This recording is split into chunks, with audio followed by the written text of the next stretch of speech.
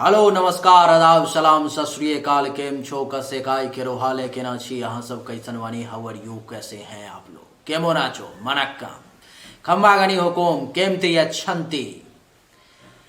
उम्मीद करता हूँ कि आप लोग बहुत अच्छे होंगे, स्वस्थ होंगे, दुरुस्त होंगे और आपका समय बहुत मज़े में बीत रहा होगा।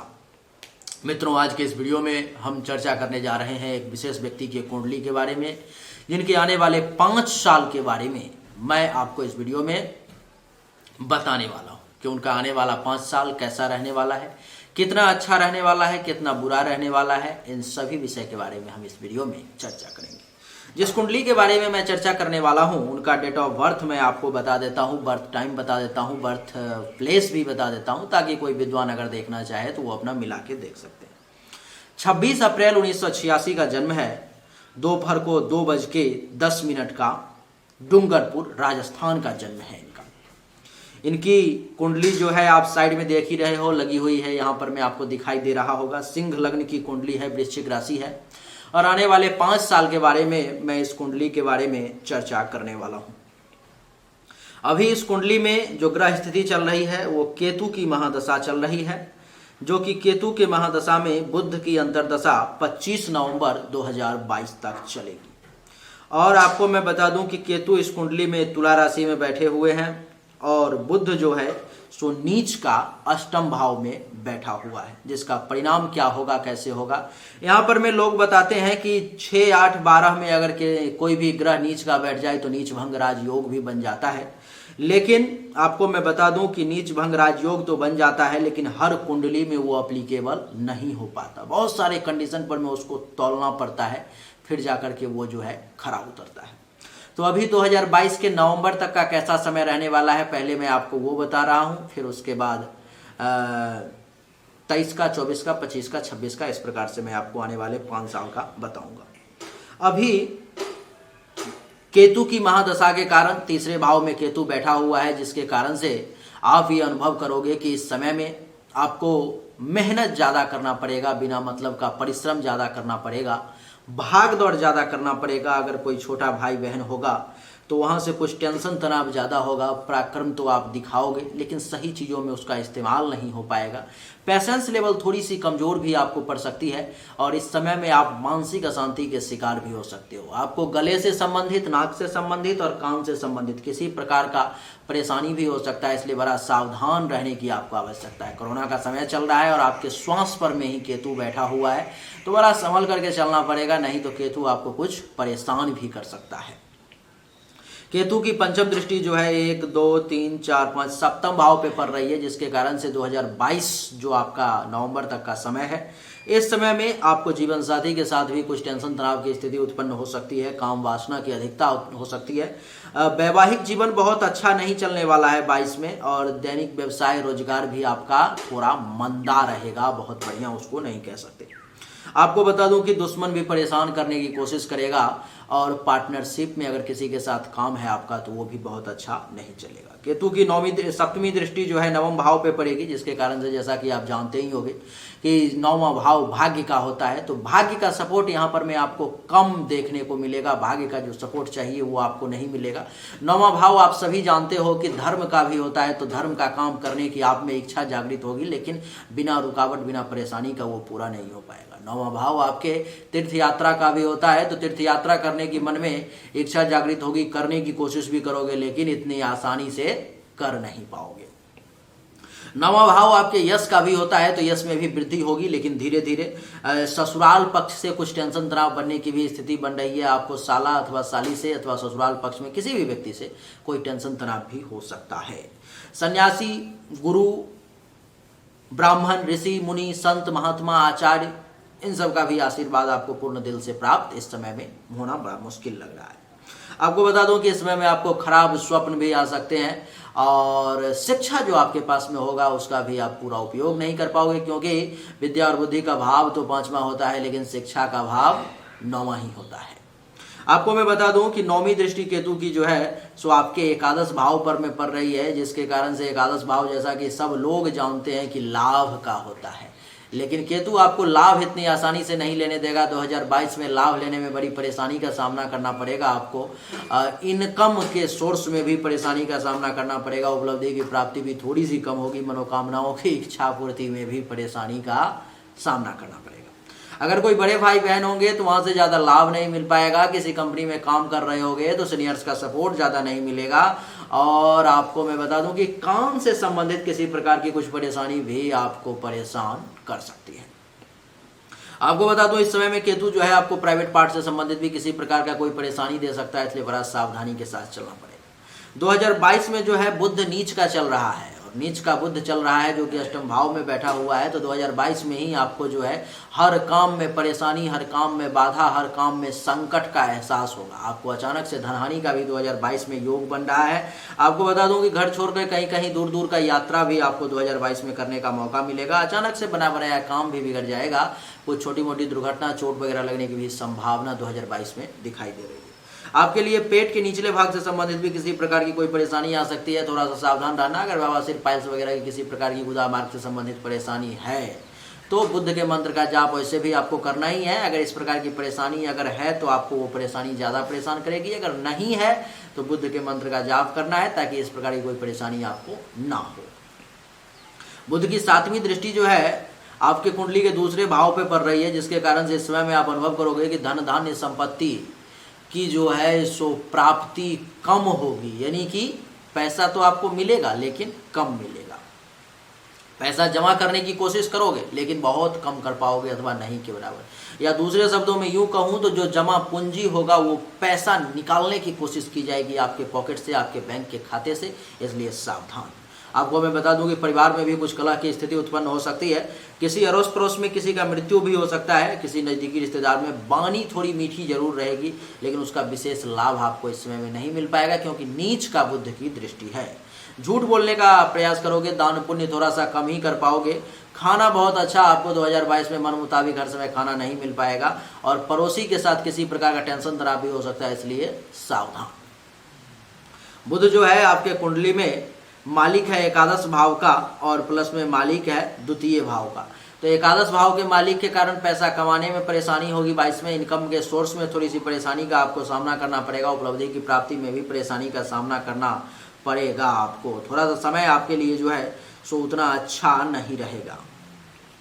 आपको मैं बता दूं कि 22 का समय जो है आपके लिए अच्छा नहीं रहने वाला है। बड़े भाई बहन का भी सपोर्ट नहीं, सीनियर्स का भी सपोर्ट नहीं, ठीक नहीं रहेगा समय। लेकिन 22 के बाद का जो समय है आपके लिए बड़ा ही उत्तम रहने वाला है, क्योंकि 22 के बाद जो है सो शुक्र का समय आपके कुंडली में आ रहा है। और बता दूं कि 25 नवंबर 2022 से लेकर के 25 नवंबर 2022 से लेकर के 25 मार्च 2026 तक, 25 नवंबर 2022 से लेकर के 25 मार्च 2026 तक का समय आपके लिए राजयोग का समय रहेगा। कैसा समय रहेगा आइए मैं आपको बताता हूँ। शुक्र का समय आ जाएगा। शुक्र आपके कुंडली में 5 डिग्री पर में बैठा हुआ है, वृषभ राशि में बैठा हुआ है, केंद्र में बैठा हुआ है, मालव्य नामक राजयोग का निर्माण कर रहा है शुक्र आपके कुंडली में। जिसके कारण से शुक्र के कारण जो है आपको मैं बता दूं कि 2022 के नवंबर के बाद से लेकर के 2026 तक का समय, 2026 तक का समय पिता से प्रबल लाभ का योग बना देगा। पिता ही नहीं, पिता तुल्य व्यक्ति से भी बहुत फायदा मिलेगा। पिता का भी काम धंधा बढ़िया चल पाएगा। आपका सरकार से अगर कहीं से कोई कनेक्शन है तो वहां से भी आपको बहुत लाभ मिलने की उम्मीद जागृत हो जाएगी। आपका खुद का कर्म यानी कि काम धंधा कारोबार बहुत बढ़िया चलेगा। और आपको मैं बता दूं कि किसी पद पर में हो तो उसमें और ज़्यादा मजबूती से आप उसको हासिल करोगे। किसी पद के प्राप्ति का भी योग बन रहा है, पोजीशन की प्राप्ति होगी, हाथ में पावर आने का योग बन रहा है। और आपको मैं बता दूं कि अधिकार की भी प्राप्ति होगी। अगर किसी अधिकार के लिए लड़ रहे हो तो वो भी मिल जाएगा। प्रतिष्ठा में वृद्धि होगी।